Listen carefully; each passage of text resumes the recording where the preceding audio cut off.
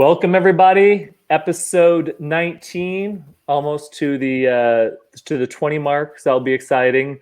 As always, I'm very excited with the guest we have today, and I will explain why very shortly.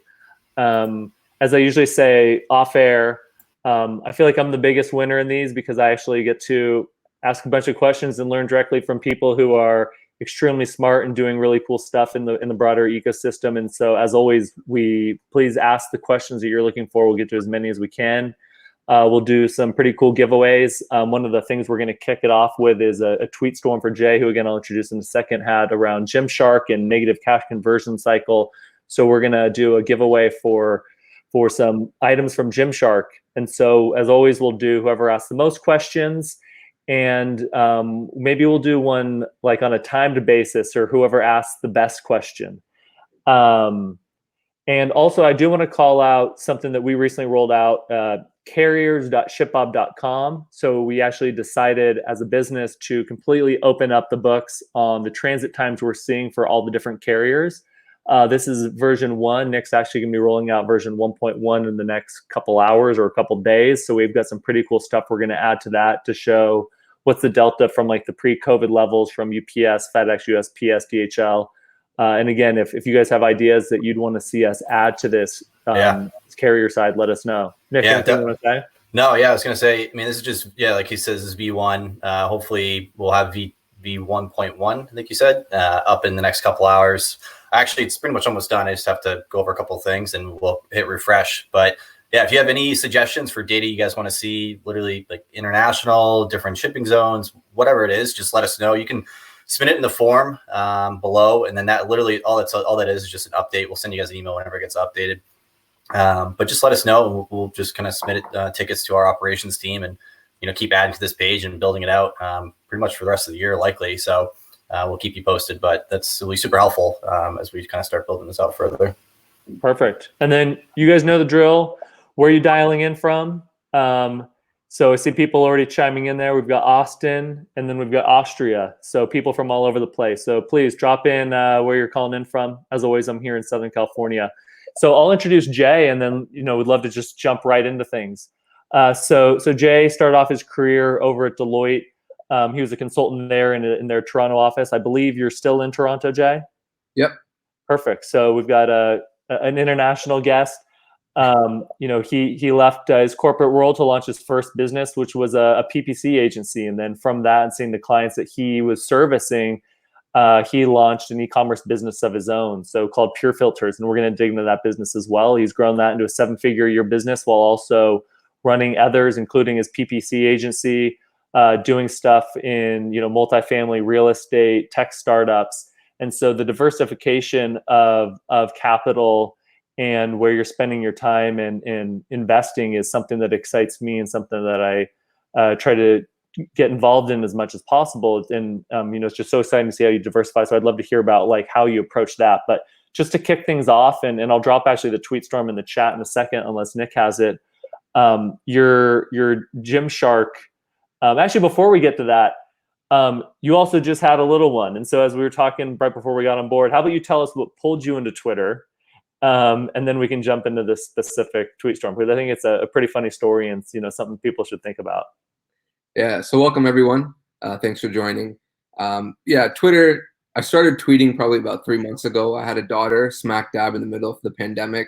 She was born April 11th. And before that, I tweeted very casually, like here or there. I would kind of put my thoughts, and we didn't really gain much traction, but I didn't really care much for it anyways. But when I had my daughter, I'd be at home for a lot of the day, and she'd be sleeping in one arm, and I really only have one hand free, and it was hard for me to work, and it was even hard for me to hold a book to read, but it was really easy to hold a phone and tweet. And so I just kept tweeting while my daughter was sleeping, and putting tweets out, scheduling them and whatnot. And then I had no idea that a lot of the knowledge that I was putting out there was quite valuable to people, and then it started kind of blowing up, and it's led to great things. Like I've met Casey and Nick, and I met a ton of other people. The networking, the ROI on like the twittering has been great, and so I'm gonna keep doing it until the ROI diminishes or whatnot. That's great. Yeah, I think that the connections you can make, and taking things to like the direct messages and then chatting with people offline, it's huge. And then I did see something I do want to call out today, where I am a bit biased. You did have some mini tweet storms calling out some of the numbers on BigCommerce and their impending IPO. So it's actually where I was prior to ShipBob. So wanted to say congratulations to BigCommerce, their team. They're a huge partner of ours over at ShipBob. It's a monumental step for any business to take that leap. So just wanted to say congrats to them, and I know that there's some BigCommerce customers on this call as well. So to get in your tweet storm with Gymshark, and so negative cash conversion cycle, would love for you just to share kind of like what does that mean, and then we can get into why is that important, and like how should people like approach a concept like that. Definitely. So negative cash conversion cycle. Let's go back and understand what cash conversion cycle is first. So your cash conversion cycle, it's a metric that pretty much calculates how long it takes for a business to turn money in back to money out. And in an e-commerce business, what does money in really mean? It typically means inventory, right? And so when you make an inventory purchase, how many days is it going to take for you to get that money back into cash into your bank account? And there are typically three levers that affect cash conversion cycle. Number one is your inventory balance, how much inventory you actually have at your warehouse, or at a 3PL or wherever you hold your inventory. Number two is your accounts payables balance, how much money you owe to your vendors. And number three is your accounts receivable balance, which is how much money your customers owe you, right? And so those three things kind of make up how long it takes for the cash to convert back into cash in your bank. Typically speaking, most e-commerce companies have about, I would say, between 40 to 90 days worth of their cash conversion cycle is about 40 to 90 days, which means if they bought inventory today, they won't see that money back in their bank account for about another 40 to 90 days, which gives you an idea of how much cash you need to float your business, right? And so when you have a negative cash conversion cycle, what that effectively means is that your vendors or your customers are financing your business. So rather than you floating the money for that, whatever your cash conversion cycle is, when it's a negative, it means that your vendors or your customers are financing your inventory purchases, right?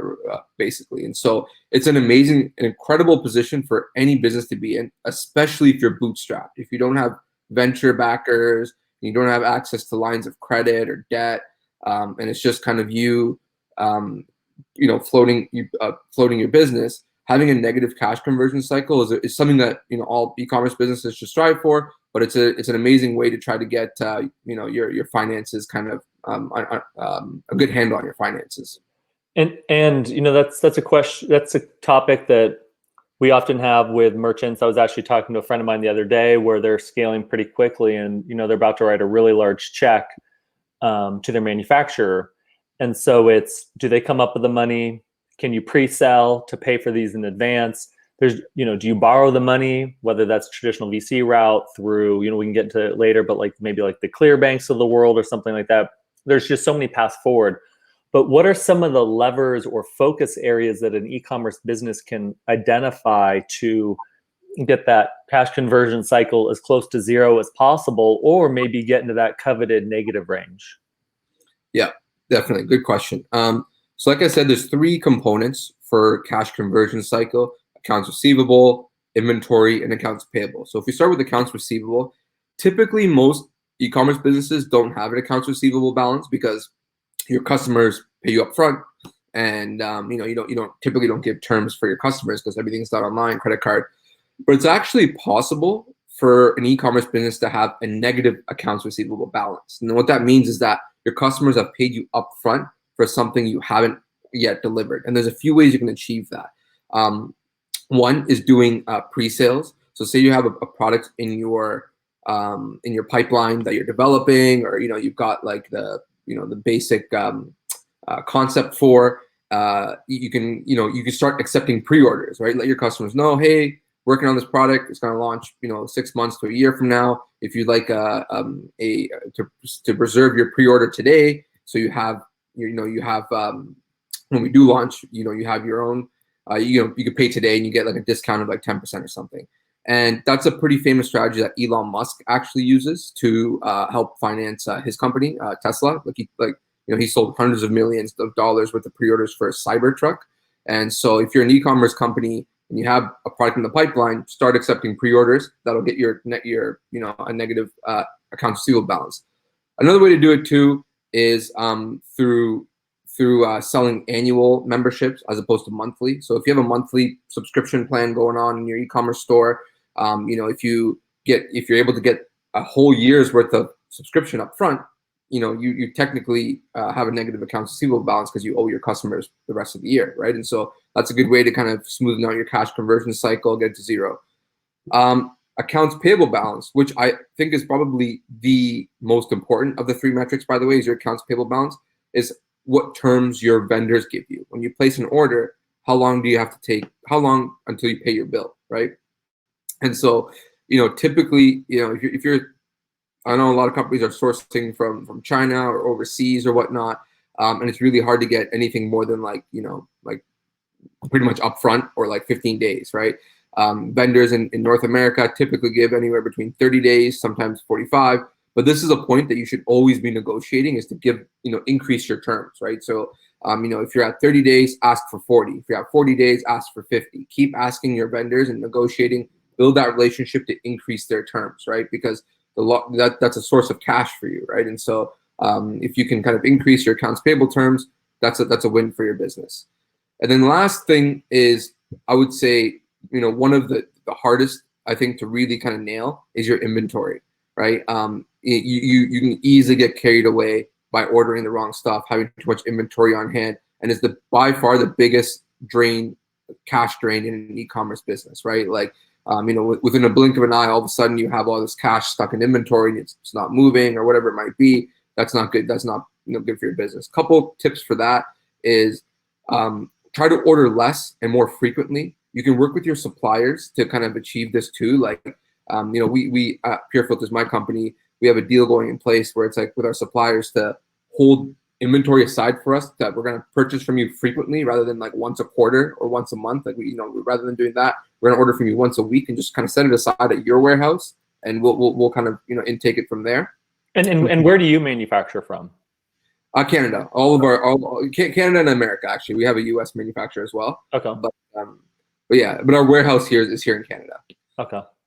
And so so that way we can get shipments really fast into our warehouse. And so and there's a bunch of tools out there too to optimize your inventory. It's not easy, and it's definitely not like something that you can do overnight. I mean, we've made a ton of mistakes trying to manage inventory, and cash just kind of disappears into there. But yeah, long story short, you want to keep your inventory as low as possible in order to kind of improve your CCC.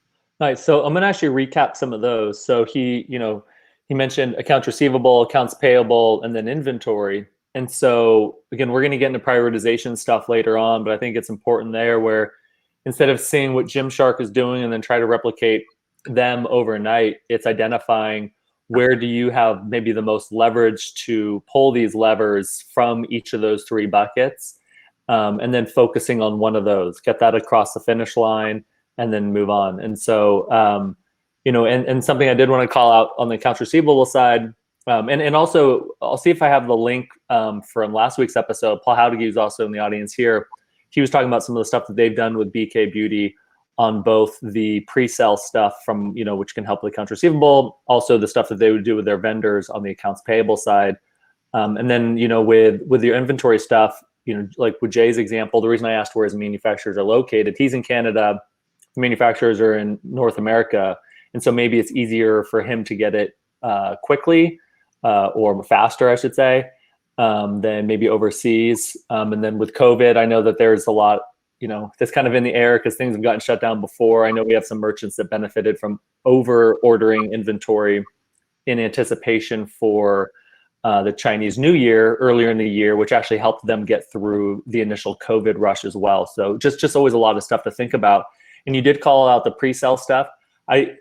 Tesla is, I don't think people lump them into like a direct-to-consumer brand, but they are. And I don't know if anybody's done anything more brilliantly than them, to be honest. Like the brand that they've had, those short shorts that they launched was like one of the most genius moves I've seen. It was just trolling the industry. So Google Tesla short shorts if you have no idea what I'm talking about. And then also like the annual stuff. So Italic, which is a clothing company, recently rolled out like an annual membership, almost like in the Costco model as well. And so, maybe check out what Costco is doing, what companies like Italic are doing. You don't always need to recreate the wheel. You can kind of steal from those that are doing it best. A question we get often is like, and everybody does, depending on, what their business is like, well, it's like, what's the best time to outsource fulfillment? And so, or what's a baseline for X? And the unfortunate answer is often it depends. But let's take cash conversion cycle. Do you have some examples of like, what are some other companies seeing? And I guess, is there a way to define good, or maybe a place that people should try to move towards? Yeah, like I said, a rule of thumb. I mean, you want it as low as possible. But I mean, what I've typically seen, I've looked at a bunch of different e-commerce businesses. Like typically 40 to 90 is like average, which in my opinion is not great. Like that means that someone's floating that much money, which is probably the owner of the business is putting that much money into the business that's stuck there at all times, which is not good. I mean, if you look at Amazon's got a negative cash conversion cycle. Apple is another company that has another cash conversion cycle.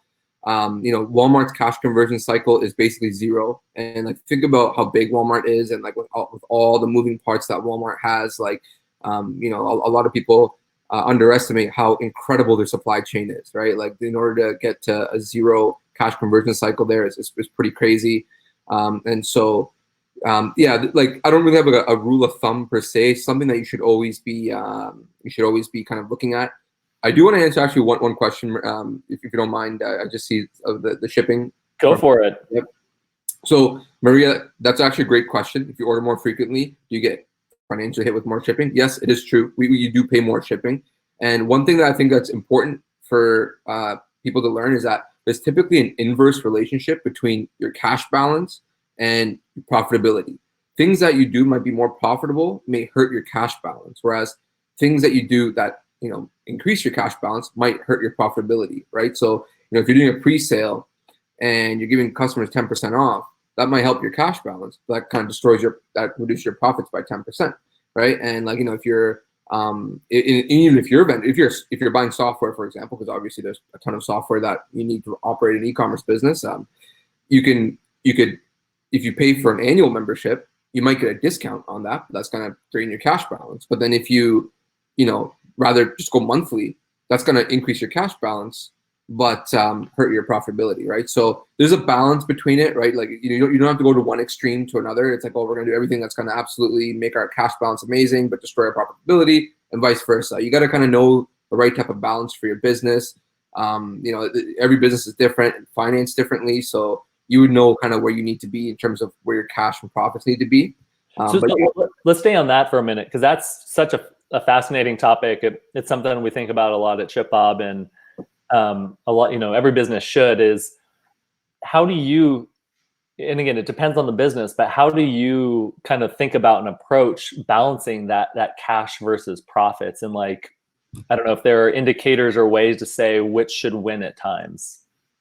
It's a good question. So we don't have any investors. So I mean, we don't really need to impress anybody with profits. Like no one's looking at our profits under a microscope. We do have a couple like lines of credits that we use, right? And so every now and then, someone like a creditor looks at our profitability statement, or P&L, sorry. And so we need to show kind of some sort of level of profits in order to qualify for the next tier of a line or something. And so we kind of think in the lens of like, we're not gonna, like, profit is still somewhat of a vanity metric compared to cash. Cash is reality. You can kind of manipulate profit a little bit to your liking, but you can't with cash. Cash is like what's there, it's there, right? And so cash at the end of the day, is what's gonna keep your lights on, right? Like you can't pay stuff without cash, right? And so, so yeah, I mean, we look at it like basically who's looking at our P&L, aka creditors, and what are they going to think is reasonable in order to extend our next level of a line of credit. And then, beyond that, we're trying to maximize our cash balance. Nice. And then A2Z's got a great point here where, again, when you want to see what some of the largest companies today have done, Amazon, unsurprisingly, is a great example where, their profits for a handful of reasons were, always near zero or negative, but had a huge positive cash flow. And that was their focus because that was what was going to fund their business. And I think it also depends on the kind of company that you're trying to grow, where, they have a very long-term view of the world. And so, it's just, again, you got to maybe look at businesses that you want to emulate to an extent. So in a kind of in the same vein of supply chain and vendors and, what could influence cash conversion cycle to an extent, I want to get into another, little tweet storm you did on Nike and influencing suppliers. There's so there was Shoe Dog, which of course blew up and everybody was reading. There's actually a much older book called Swoosh, which is the Nike story. It was written about 20 years prior. That was one of the most fascinating business books I've ever read. And there's the stories of Nike and how close it was to dissolving so many times. And the stuff that they did to grow the business is honestly just some of the most fascinating stuff you can read about a business. Influencing suppliers. Just tell me through why is that important? How to approach that as a small company like Nike, which at one point was a nobody. How did they go about it, and how did you go about that? Great question. So basically, okay, so after that tweet about negative cash conversion cycle, I got a bunch of messages saying like, oh, this sounds great, Jay, but how do I get better terms from my supplier? They're putting their foot down. They're not giving me anything. And, how can I like improve? And so, so that post about Nike is about influencing suppliers. You basically want to become what I call the linchpin in your supply chain, right? And the linchpin is like the key part of your supply chain, which means you have influence over your customers. You have influence over your suppliers as well. And I find a lot of e-commerce companies and e-commerce entrepreneurs only focus on influence over their customers, which is things like marketing and branding and, like customer service, which is great, by the way. You should definitely always do that for sure. But they neglect influence over their suppliers, right? And so the story of Nike was that Phil Knight basically went to Japan when he was basically, had zero sales, zero anything. He met with Onitsuka, which they were a factory that manufactured Tiger brand of shoes, and he went in there and basically he pitched them on his company and how they're going to scale Tiger across all of the U.S. And he walked out of that meeting with exclusive distribution rights to sell Tiger in the U.S., which is incredible, right? I mean, anyone that's a pretty notable thing to get when you have zero sales. So the point of the story is, a lot of people look at their supplier as if it's just transactional, like I'll pay you and you give me inventory and then that's it. I think that's the wrong approach. You should be looking at, and this is how we look at our suppliers, as if they're our partners, our business partners, or our investors. And because if you're gonna ask them for longer terms, beyond the regular 30 or 40 days, they technically are your investors, right? They're floating you money so you could sell product, right? And so go, meet with them, go to their office, pitch them, put together a business plan, a pitch deck, and say, hey, listen, we're in this together. If you help us win, you win too, because we're obviously gonna, translate that into purchases for you, right, in your sales volume. And so you need to. So long story short, more e-commerce entrepreneurs need to put more focus on building that relationship with their supplier, pitching them on the vision, showing the numbers that you could be doing if you guys work together. And overall, you want, in the long run, you want to be able to influence them. And by the way, you create somewhat of a flywheel too, right? Because the more goodies you get from your supplier, the more benefits, like faster shipping, exclusive products to sell, exclusivity to sell products, better pricing, all the good stuff your suppliers can give to you. You could give that right to your customers, and then your customers end up choosing you over your competitors because you're able to provide these things. And it kind of creates a little bit of a flywheel, because the more customers you have, the more influence you can, have over your suppliers. Like, look at my massive customer base that love us. And it kind of creates this like little flywheel that happens. And so, it's something that we're working on for sure. I mean, we're always focusing on, developing our relationship with our suppliers, and it pays dividends in the long run. Completely agree. I mean, the constant theme of relationship building throughout, a lot of our series is there almost every single time. Again, Paul last week spoke about, because they were starting from scratch, and so they had to sell the vision of where they wanted to take BK Beauty in the future. And that's what helped them get much more favorable terms and create a better relationship and more personable relationship. And I think what Jay said here, it's viewing it as not transactional, but you guys are in it together. And then also Sam at Black Wolf, in one of the first episodes we did, he had the same thing. It was, he was a recent college grad, and he and his brother, they drove to their supplier and like met with them and pitched them the vision, and they got to see firsthand that excitement of what they wanted to achieve. And so that's what helped them get much more favorable terms as well, that an email or like a cold call would not necessarily achieve. So let's talk about your business, which is in the HVAC space, which is something I knew nothing about. I remember meeting one of the larger HVAC suppliers like years ago, and he's like, I'd never heard of them. And he's like, yeah, we did 4 billion last year. And I'm like, 4 billion? And again, they've been around for a while. And he's like, yeah, we were like, oh, this e-commerce thing might be a thing. And so we turned that on in like 24 hours. We did like 1 billion through online sales. And it was just like blew my mind. It's just this boring industry that I knew nothing about. How did you get in the space? Why, I guess maybe share a little bit more of what Pure Filters is, and then like what drew you to the space, and then we can dig into like your story as well. Definitely. So Pure Filters, we are an online or e-commerce seller of all kinds of filters for your home. So air filters, your HVAC filter for your furnace. We sell water filters, pool filters, basically any kind of filtration product we sell for the homeowners. So how we got I know it's a pretty random niche, and so how we got into it was, so at my PPC agency, we actually work with a lot of larger regional HVAC companies, and one of them one day came up to me and my team and basically said, hey, they had like a warehouse for their regular HVAC stuff, but they had a bunch of filters, like air filters for furnaces that they needed to sell in order to make room to prepare for busy season, because they sold furnaces. That was like their big money maker. But these furnace filters were big. I take my broom. They're like, hey, Jay, can you figure out if there's demand for this stuff online? Like, we need to get rid of it. Okay, cool. So me and my team, we did our research, right? We ran paid traffic campaigns, right? So a lot of the campaigns were on Google. So you can kind of quickly do the keyword research and figure it out. And we discovered that there was huge demand for air filters, right? And so we put together a plan for this client to run a campaign online, put a budget together, and we pitched it to them. And they said, nah, it's not really worth it. Honestly, like we don't want to waste our time. Like, we don't want to fork up the extra money to run this campaign. Forget about it. You know what? We're just gonna toss them out, kind of thing. We don't care, right? So we're like, okay. So I couldn't help but wonder. I mean, the numbers were pretty nice looking, and like the demand numbers. And so I think on like a Friday, I was bored at home, and I put together just like a quick website on Shopify. Actually, it was WooCommerce, and and I listed a few different filters.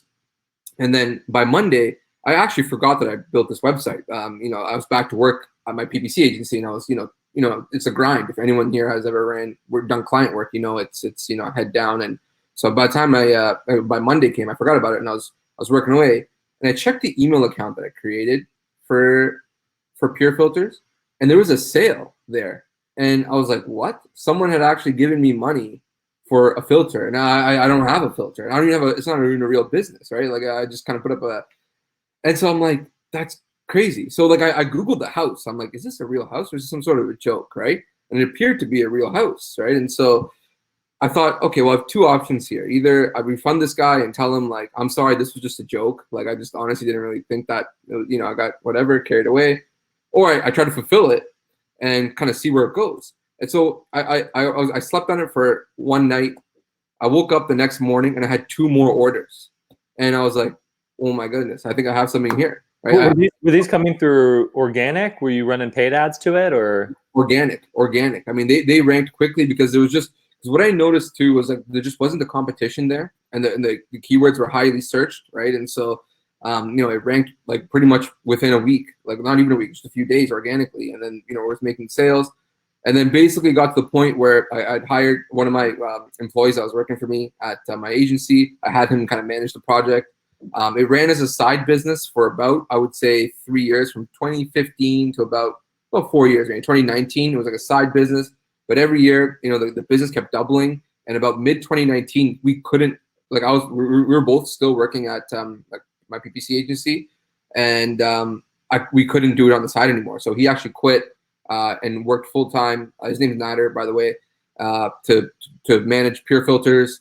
Now that's kind of where my full-time focus is. I pretty much joined him end of 2019, and basically we've grown. We have about close to 30,000 customers now. We're mostly concentrated in Canada, and it's most people think it's it's a boring, like, obscure product that we sell, but the market is huge. Everyone has a filter or a water filter, an air filter in their home, it's for us, it's fun. I like boring businesses. And we're going to keep building as much, as big as we can. So I love your comment there, just on like, boring businesses, or you just really zoom out when you look at the market. It's like people always need fill in the blank. Like there was I was listening to this podcast the other day, and this guy was talking about how he invests in a lot of like pool businesses. And he's like, people since the beginning of time have liked to jump into bodies of water. And so I think they're going to want to continue to do that. Therefore, I'm going to invest in like this type of pool business. This guy that I worked with over at Paleo Hacks, who stayed with it, and he stayed in the paleo space, he's like, people keep having more kids, and people keep wanting to try to find ways to lose weight and be healthier. So that's my bet on like staying in the space. And it's like, okay, now that you simplify it like that, it's pretty interesting. Let's get back into your business on like maybe the demand gen and marketing side in a second, but a question here from Paul. So to touch on something you mentioned earlier, does your manufacturer charge you warehouse space to hold extra or that ready to go inventory? Or how do you juggle that with them? They don't. It was a negotiating point. They basically have like a certain set of area for us that they kind of keep it in, and we order basically on demand. And by the way, it didn't happen overnight. It's not like we called them one day and was like, "Hey, do this for us," right? It took a while, right, for them to agree to it. And so they don't charge us extra space. They kind of hold it there. They ship on demand. The good thing is this: two of our biggest manufacturers are actually probably about 30-minute drive from our warehouse, and so they often offer us free shipping. Right, and so they can, if we order once a week, based on orders we got in the past week, they'll ship it to us for free, which is amazing, right? And some of them don't. Obviously, like we have manufacturing in the U.S. and manufacturing in British Columbia on the other side of Canada. They obviously charge us shipping, and so we got to kind of balance that one. So yeah, that answers your question. Awesome. And back to the marketing front, because it's, again, this is SEO changes every day, just like all the different paid channels, whether it be Google, Facebook, Instagram, or something else. You put something up on like a Friday, a sale came in over the weekend. What's an average order value for your guys' products as well? So the average order value of our products, it's $130 and roughly 130, like give or take. And that's not because our products are priced like that. It's because we have a shipping threshold, right? And so we offer free shipping. We can basically dictate, because customers hate paying for shipping, you can basically dictate what your average order value is with your free shipping threshold. If you offer free shipping over $100, well, guess what? Your average order value is probably going to be a little bit over $100, right? And so ours is over $80. And with a combination of some other upsells that happen on the website, we typically get around $130 per order. Okay, awesome. And on that note, did you guys test that free shipping threshold, and what'd that look like? Yep, we did. And so we tested at $40, $50, $130. We found the sweet spot to be 80 for whatever reason. I mean, we found also, it's funny because like we thought that if we we did a couple tests. So the one where we decreased it from $80 down to I think $50. And it didn't, when our thesis was, okay, so if we decrease it to $50, more people that would have bounced before now might buy because they could buy less and get away with it kind of thing. But it wasn't the case, right? So basically the same people were buying the same, were coming to our website and just buying less, right? And so that didn't work. So we kept it, then we increased it to 130, and there we actually noticed people stopped, like we actually had people drop off, right? So we tested it, I think 120, 130, the conversion rates actually dropped. And so, okay, that's not good either. So we found $80 to be the sweet spot where it's like, if we increase it, we will lose more customers. And if we decrease it, it's not like we're going to gain any more customers. So, I mean, that's just, the reason to test. And I think people sometimes, and I've been at fault for this and will be more in the future, of like maybe making things more complex than they need to be, which is like, what are the levers to improve my business? And so let's just say, how much it costs for me to get somebody on my website, my conversion rate, and my average order value. And so which of those levers can I pull? And like a friend of mine runs this pretty large CBD brand, or he runs marketing for them, and they wanted to increase average order value. And so all he did was modify the offer slightly. And that was, he increased the minimum free shipping threshold by $10. And his CEO, thought he was a genius and asked him what he did. And at the end of the day, he literally just changed it from like whatever, $70 to $80 for the free shipping threshold. And now they sell pretty much overnight, like a jump in AOV. And so of course you need to measure your conversion rate, what's the impact on like total revenue and everything like that. But sometimes it can just be, these minor changes that have just such a huge impact. What about in your space, to stay with pure filters? Like, were there any hurdles you had to jump through from like a regulatory issue? Is this something you can just buy from any manufacturer and start selling online? Like, is there anything you had to navigate in that space? There's a few regulatory issues with labeling. Like, gotta have like the right labels on your filters, like, which is pretty important because we started selling a white label product, like that was comparable to the big brands, and for that reason we had to have the proper labeling on. Air filters you can kind of get away with. The water filters for sure, you need to have the proper certifications on that label, and kind of where it came from. Other than that, nothing else crazy regulatory wise. Obviously there's a ton of other hurdles we went through, but yeah, regulatory hasn't been one of those like huge problems for us. So with you guys, again, I know your first order came just organically, but you also run, a paid search and paid social agency as well. So question here from Jonathan is, when first starting out, how does a person land their first sale? And so maybe if we zoom out a little bit from that, is like, how do you kind of view and evaluate the different marketing channels and maybe suggest where people get started? Definitely. Every business is different because, we used to manage campaigns for e-commerce companies, and different e-commerce companies perform well on different channels. So, with Pure Filters, we've tried a lot of different stuff, and a lot of stuff failed. It just didn't work, right? And so some of the things that failed, like our social ads, like we tried social ads, it didn't work well. We tried direct mail. We actually had a tip from another a friend of mine that runs a pretty large e-commerce company, and he was telling me like, oh, dude, direct mail is absolutely killing it for us, and you guys gotta get into this. And so we were like, okay, let's try it. It's still pretty costly, even in this day and age. I don't know how it is in the US, but in Canada, it's still pretty costly to send mass direct mail through Canada Post, and it didn't achieve the ROI we were looking for. That didn't work.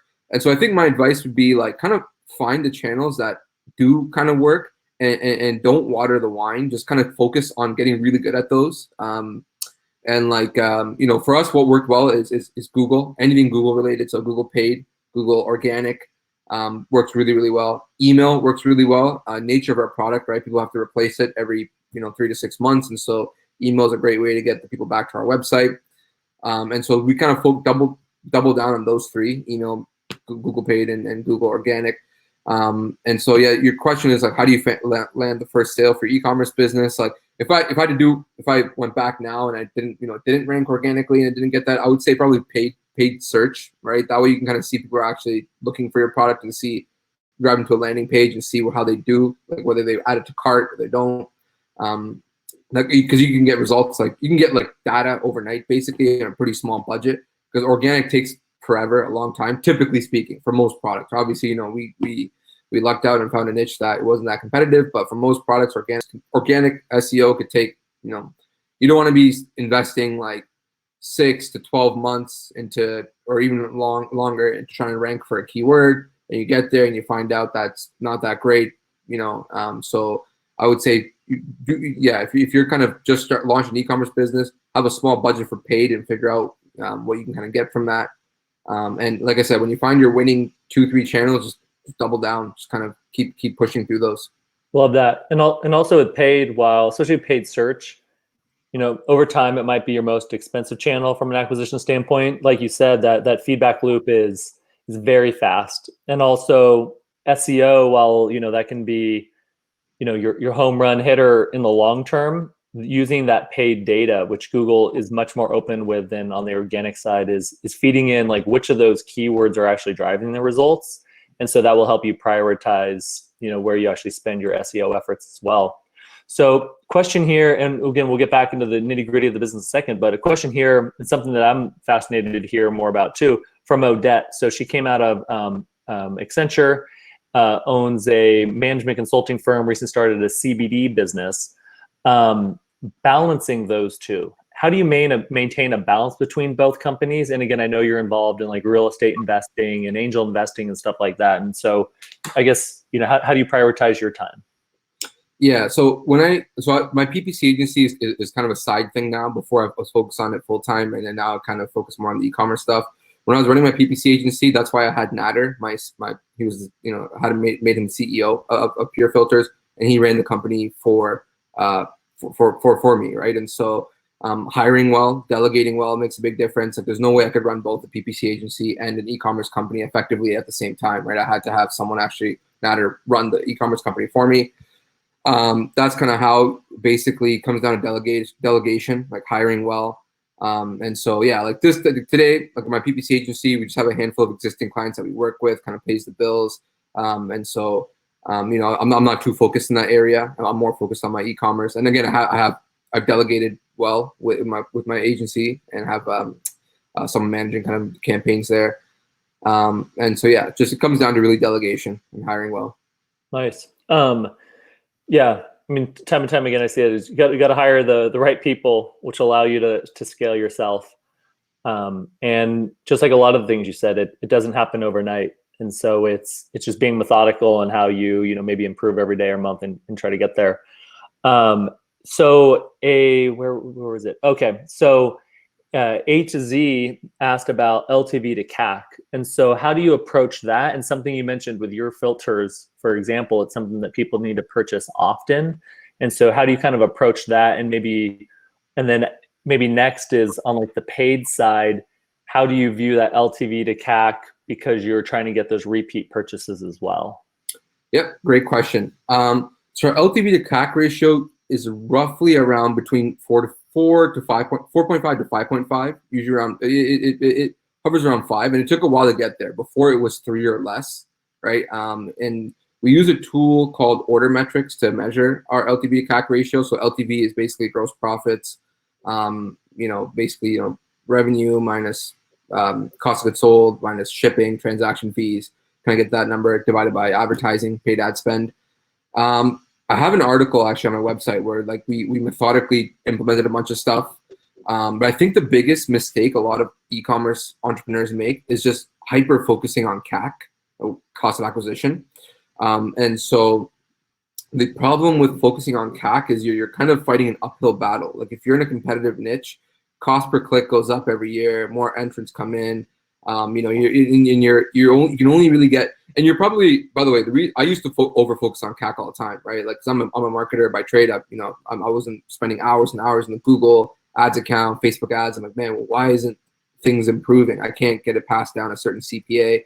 And then like I step back and I realize like it's just not going to get much better than this. Like every penny I save on CPA, it's so much effort to get to, right? It's just, and it's not sustainable.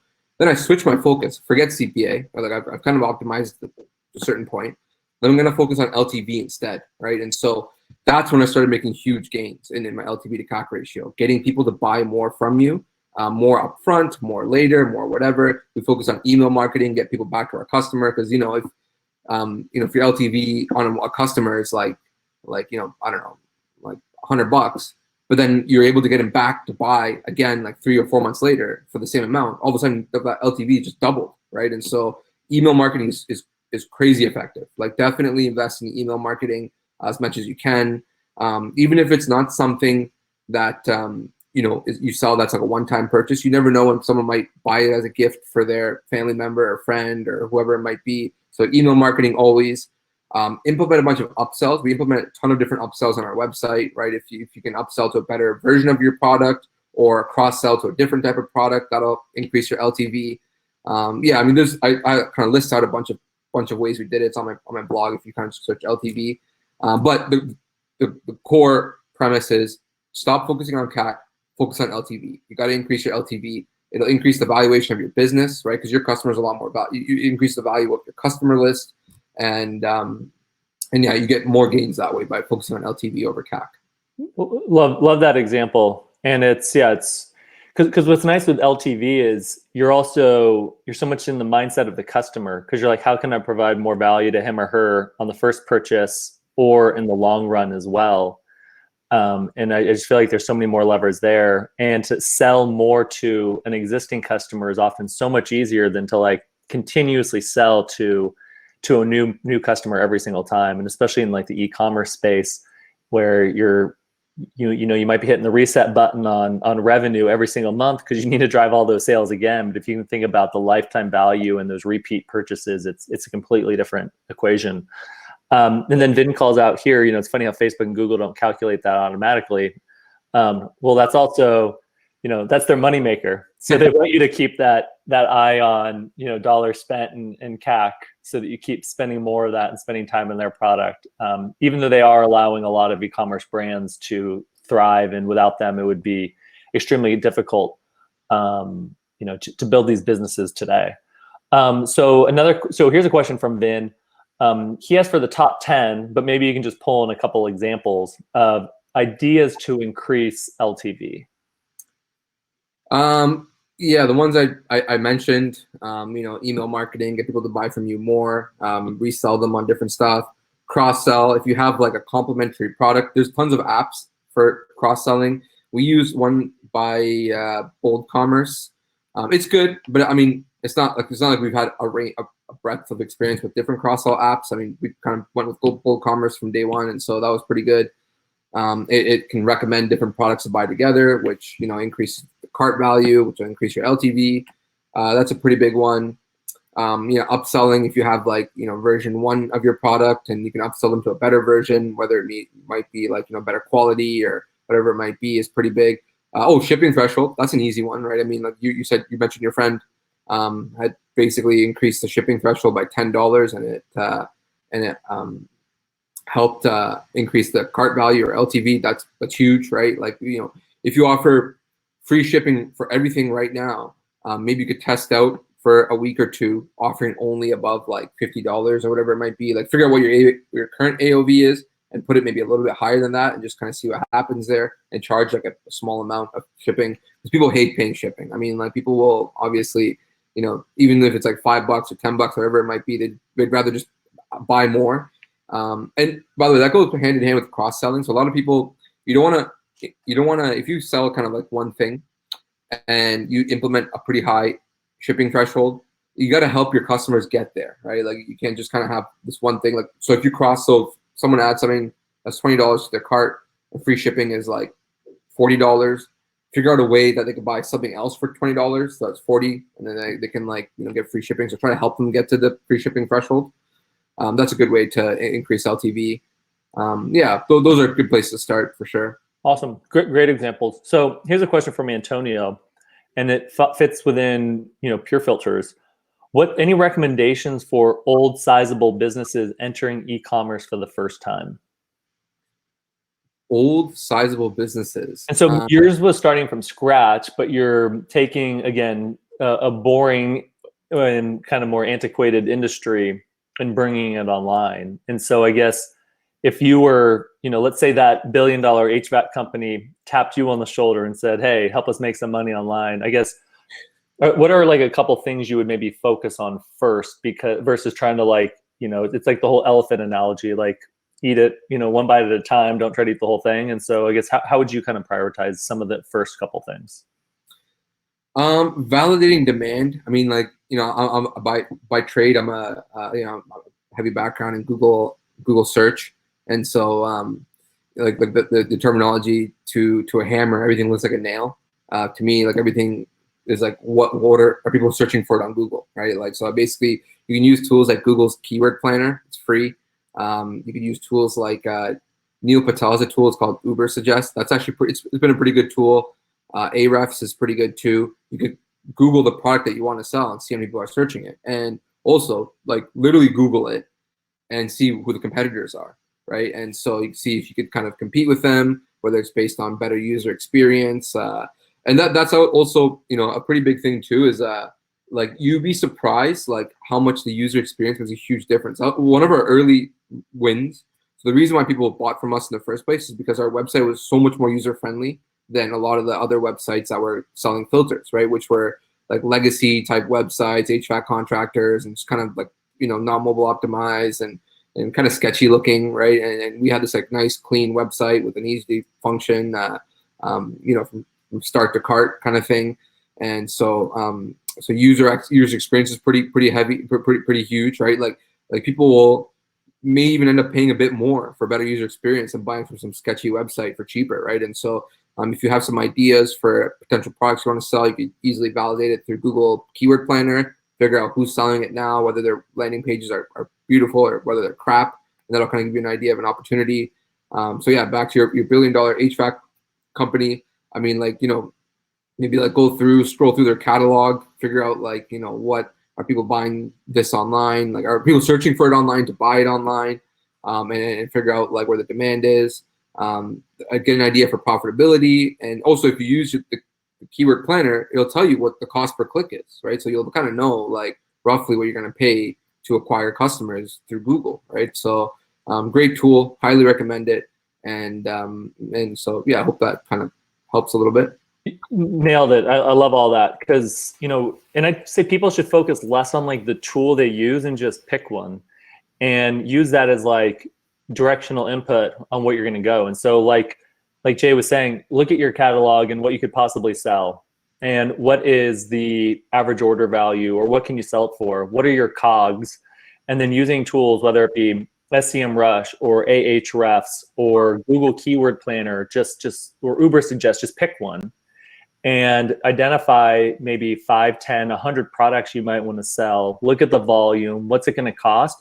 And then something that Jay said that I think is really important that most people don't do because they don't want to put in like the real work. They just want to spend time in Excel, which is fun as well, which is like literally just Googling it and clicking on the stuff because there's so much that you might miss by just looking at like the search results. Because maybe if you search for a certain item, there's a bunch of video ads and local ads and placements and just a bunch of weird stuff that Google's just like flooding the SERPs. And so there's no chance for paid ads and there's no chance for organic. And then also just clicking on the actual links and seeing what are the competitors doing. Because sometimes you might find these like weird niches or opportunities where you're like, just like with Jay's example, it's like, well, they're literally selling nothing. So we already have an advantage. And this website looks like it was built, in like GeoCities in like 1997. So like, I don't even know what I'm looking at. Or they're like, cool, you can order, but click this PDF and give us like a password. It's mind blowing. So anyways. There's one more thing I do want to add too, is another part of the equation that I think is pretty helpful and definitely don't leave out, because obviously I mentioned it before, is check out the suppliers that sell it too. I mean, start kind of, I know it's really tempting to go to like Alibaba or go to China and try to figure out like who's selling it the cheapest or whatnot. But you'd be surprised, there's still like a manufacturing sector in the US, in Canada, and they make amazing products that are quality. And so, if you're interested in selling a product, like see who's in the US manufacturing it, right? You can easily get a list of manufacturers and call them up, and it's easier to kind of get relationships going with them. people kind of undervalue, I think, North American manufacturers. Like, it still exists. They make amazing products. It's easier to form a relationship with them, right? Rather than some random factory in like Guangzhou, for example. You could potentially find someone in like a manufacturing company in like Kentucky, and maybe they're not doing so well, and you can kind of negotiate better contracts or relationships with them, help them sell their product, right? And you know, so yeah, customer side obviously very important. Demand's got to be there, but don't neglect the supplier side as well. Figure out maybe who in North America is selling it. I'm honestly bullish on American suppliers. Like, we by the way, we work exclusively with North American suppliers, and we've been in business for 5 years, and we're pretty okay, right? And so you know, China's not the end all, the be all. So kind of see what's in your backyard. Love that. You know, just pick up the phone and call around locally. You know, it doesn't have to just be like submitting through a bunch of people on the internet or, you know, Alibaba or AliExpress. So I've learned a ton. I'm definitely going to rewatch this one. Appreciate you coming on. Appreciate everybody in the audience for coming. I'm going to end with the question that I end with every week. You know, quickly, I'll note we'll be here next Wednesday as always, same time, 4 p.m. Eastern.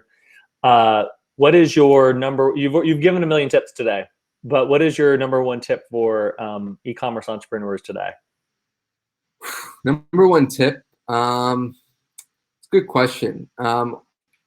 Honestly, like it's a long-term game. I think like have fun, because it's going to take a while. Like, have a seat. You're going to be here a while. You know, even if our first year sales were a joke compared to what we're doing now, right? It compounds over time. Your knowledge compounds over time. Your network, your connections, and so you know, enjoy what you're doing, because you'll be here a while, and which is great, because honestly, e-commerce we're just in the beginning, right? It's going to keep growing. You know, it's only a small amount of like what 20% of transactions are done online, 80% is offline. That stuff's going to come online sooner or later. COVID's obviously accelerated it, and so you know, don't be discouraged if, you know, your first year or 2 or 3 or whatever it might be is not that great. It does take a while. It's a long-term game, and yeah, just have fun. It's a great business to be in. Love it. Great way to end it. Think long, have fun. You know, try to get into things that compound. So Jay, this was amazing. Really appreciate it. And everybody, hopefully we see you next week. Thank you very much. Thanks, guys. Appreciate it.